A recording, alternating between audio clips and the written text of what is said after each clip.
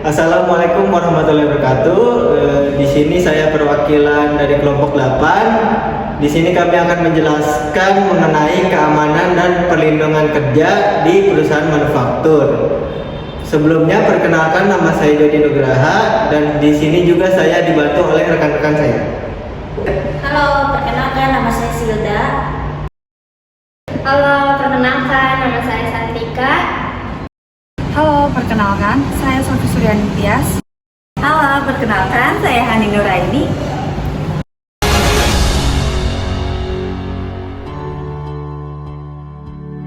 Baik, di sini saya akan menjelaskan tentang keamanan dan perlindungan kerja di perusahaan manufaktur, pengertian dan jenis-jenis. Keamanan dan perlindungan kerja K3 di perusahaan manufaktur adalah upaya sistematis untuk mengidentifikasi, mengevaluasi, dan mengendalikan risiko yang dapat membahayakan keselamatan dan kesehatan pekerja. K3 bertujuan untuk menciptakan lingkungan kerja yang aman, sehat, dan produktif bagi semua karyawan. Jenis-jenis K3 di perusahaan manufaktur yaitu keselamatan kerja, occupational safety, berfokus pada pencegahan kecelakaan kerja seperti terjatuh, tertimpa, terjepit, tersengat listrik, terpapar bahan kimia berbahaya, dan kebakaran.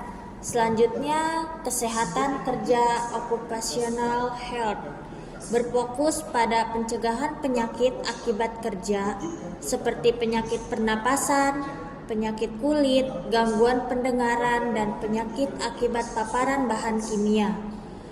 Selanjutnya, ergonomi, berfokus pada desain tempat kerja dan peralatan yang sesuai dengan kemampuan fisik pekerja sehingga mengurangi risiko cedera akibat gerakan berulang, beban berat, dan posisi kerja yang tidak ergonomis.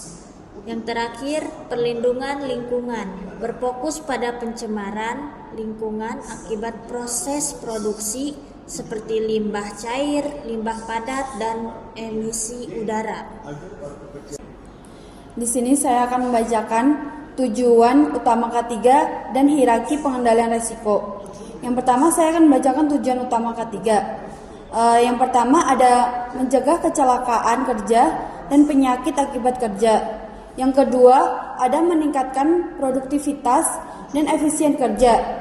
Yang ketiga ada menciptakan lingkungan kerja yang aman, sehat, dan nyaman bagi pekerja.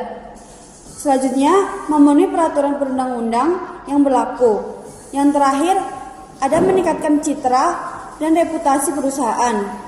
Selanjutnya, saya akan membacakan hierarki pengendalian risiko, yaitu cara sistematis untuk mengurangi bahaya di tempat kerja.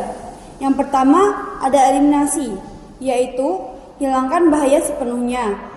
Contohnya, ada ganti mesin berbahaya. Yang kedua, ada substitusi, yaitu ganti bahaya dengan yang lebih aman. Contohnya, ganti bahan kimia berbahaya.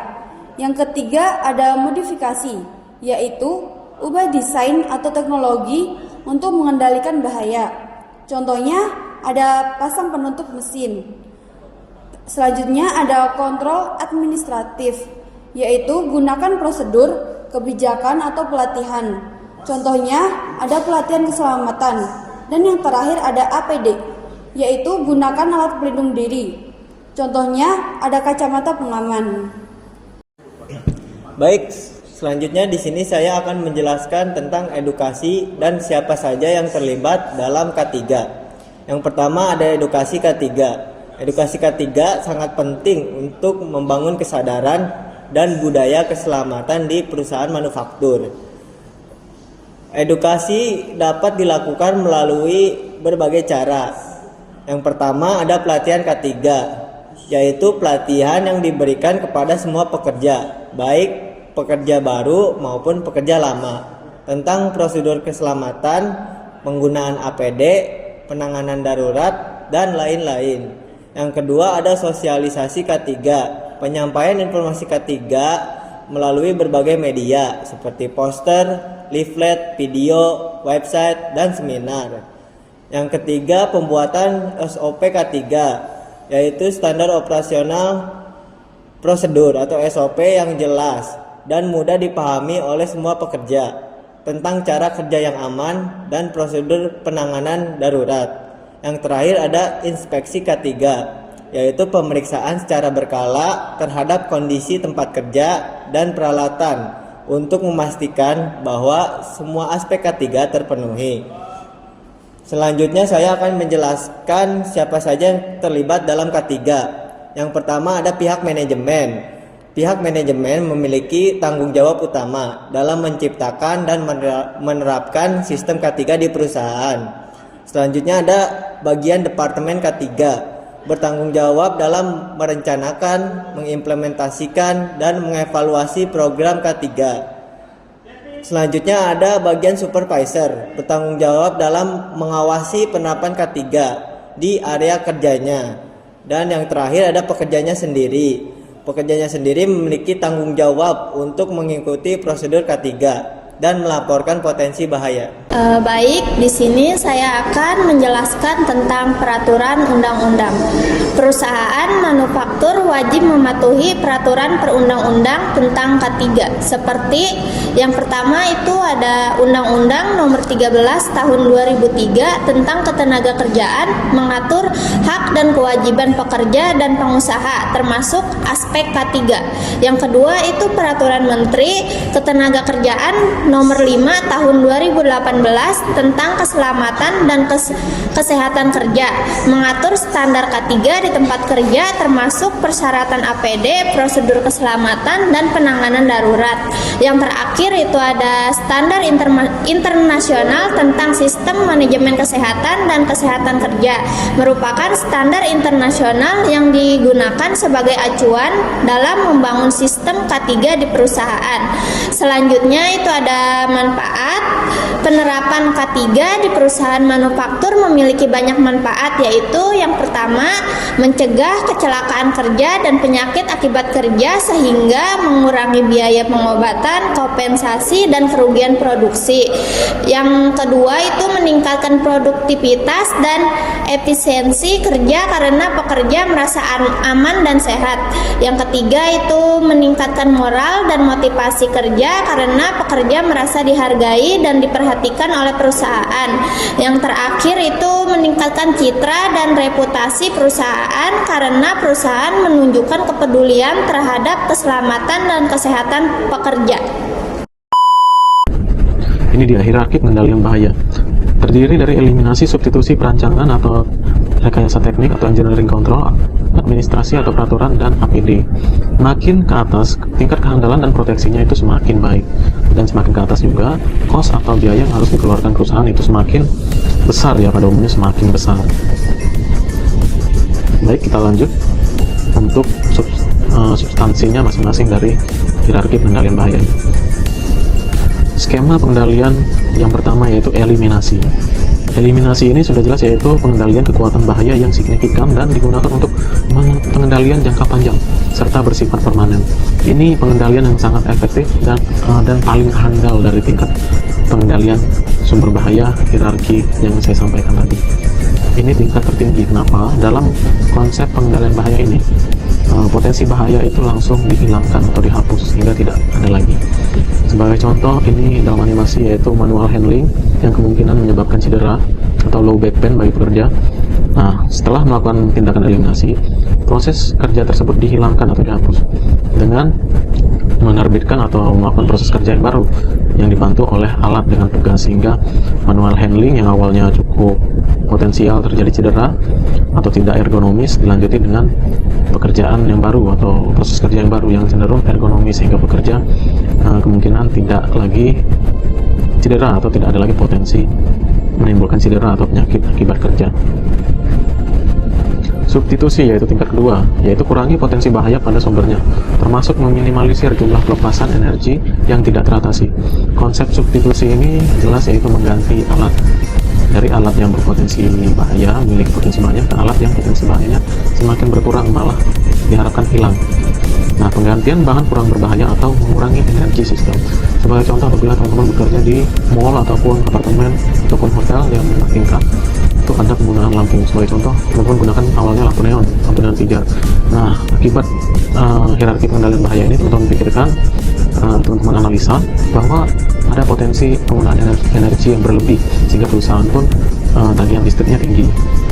Nah, di sini teman-teman rekomendasikan substitusi, yaitu mengganti lampu neon tersebut ke lampu LED yang cenderung penggunaan dayanya sangat menurun dan jangka panjang pula dari sisi penggunaan alat. Nah, di sini jelas teman-teman menggunakan konsep substitusi apabila melakukan hal tersebut, yaitu mengganti alat yang awalnya potensinya tinggi ke alat yang lebih efektif dan efisien.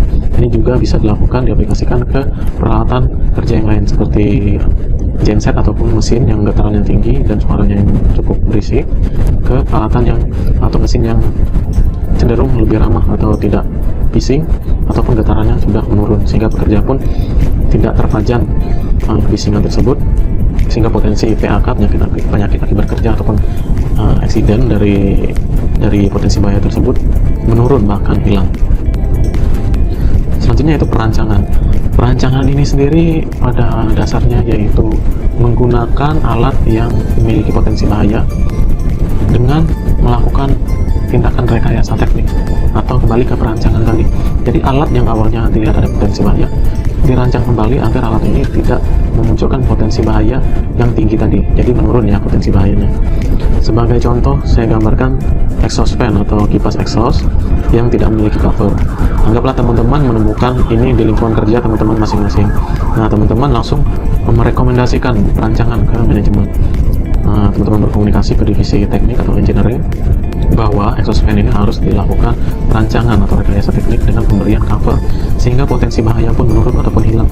Jadi benda putar ini kemungkinan dari sisi pekerja tidak melakukan kontak lagi terhadap potensi bahaya, yaitu alat ini, dengan penambahan cover atau penutup dari exhaust fan tadi.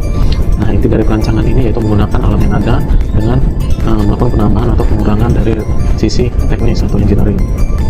Baik, kita lanjut. Administrasi ini cukup murah dalam konsep implementasinya, yaitu pengendalian bahaya ini begitu bergantung pada perpindahan tenaga kerja dari sumber bahaya yang ada, umumnya dengan menerbitkan prosedur atau rambu. Nah, ini pasti orang ketiga sering melakukan ini. Sebagai contoh, di lingkungan kerja yang memiliki potensi bahaya, listrik bertegangan tinggi. Nah, teman-teman melakukan inspeksi dan observasi ke lapangan dan melihat hal tersebut. Jelas, apabila teman-teman ingin melakukan pengendalian dari sisi administrasi, pengendalian ini dapat teman-teman lakukan dari sisi pemberian rambu-rambu di area tersebut dan pemberian pembatas atau barikade di area tersebut. Jadi area tersebut tidak dilalui atau tidak dimasuki oleh orang-orang yang cenderung awam atau visitor seperti itu. Nah, diharapkan melalui rambu-rambu dan penghalang tadi tidak lagi ada potensi bahaya. Kunci dari pengendalian administrasi yaitu kepatuhan ya, kepatuhan dari orang-orang atau pekerja sekitar untuk mematuhi peraturan rambu-rambu ataupun instruksi kerja, prosedur SOP yang teman-teman terbitkan agar potensi bahaya berkurang. Bahkan diharapkan hilang ya potensi bahayanya dari pengendalian administrasi. Baik, kita lanjut ke pengendalian yang terakhir, yaitu APD. APD yaitu alat pelindung diri. Teman-teman pasti sudah tidak asing lagi dengan APD. Jadi menurut saya APD ini tidak lagi menjadi salah satu konsep pengendalian atau hierarki pengendalian. Bagi saya APD itu menjadi suatu kewajiban. Setiap pekerjaan wajib memiliki APD yang sesuai. Jadi bukan karena ada permintaan, setelah melihat potensi bahaya baru diberikan APD. Tapi sebelum ada dilakukan pekerjaan, kita harus menganalisa terlebih dahulu APD apa yang cocok dalam pekerjaan tersebut, barulah APD dilengkapi dan barulah pekerjaan dilakukan. Jadi ini konsepnya bukan pemenuhan lagi, tapi suatu kewajiban. Dan APD di konstruksi beda dengan di migas, APD di migas beda dengan di rumah sakit. Jadi teman-teman sebagai ahli K3 harus menyesuaikan ini di lingkungan kerja teman-teman masing-masing dalam konsep pemilihan alat pelindung diri seperti itu. Baik, yaitu kita lanjut ke pengambilan keputusan. Jelas dalam 5 tingkat hierarki tadi teman-teman harus mengambil keputusan pada akhirnya. Dalam penerapan hierarki pengendalian harus mempertimbangkan biaya relatif. Nah, teman-teman harus menyesuaikan dengan budget perusahaan. Jangan teman-teman mengambil salah satu pengendalian tapi tidak menghiraukan budget. Yang ada nanti malah ditolak atau malah jadi sentimen negatif manajemen. Jadi teman-teman harus pintar-pintar dalam pemilihan pengendalian tadi, keputusannya yang mana, eliminasi kah, substitusi kah, atau malah mentoknya hanya pemenuhan APD yang lebih spesifik.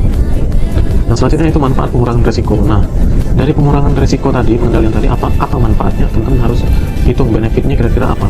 Apakah memang benefitnya tinggi, bermanfaat benar-benar bagi pekerja atau perusahaan, ataukah tidak? Itu harus teman-teman timbang terlebih dahulu sebelum mengambil keputusan atau langkah. Selanjutnya itu kehandalan dari pilihan yang tersedia. Teman-teman harus menyesuaikan juga kehandalan di lingkungan kerja teman-teman masing-masing dari pemilihan pengendalian tadi. Sebagai contoh, teman-teman membeli alat atau mengganti alat dalam proses substitusi. Ternyata kehandalan alat yang baru malah lebih rendah daripada alat yang disubstitusi tadi. Nah, di sini teman-teman akan mendapatkan sentimen negatif apabila salah mengambil keputusan tersebut. Utamakan komunikasi ke PIC terkait. Bahkan apabila menggunakan vendor, test case terlebih dahulu. Dicoba terlebih dahulu apakah memang handal atau tidak, sehingga teman-teman tidak merugikan perusahaan apabila memang perusahaan mengeluarkan budget yang tinggi untuk pembelian peralatan pengendalian risiko bahaya tadi untuk mengendalikan potensi bahaya yang teman-teman temukan tadi.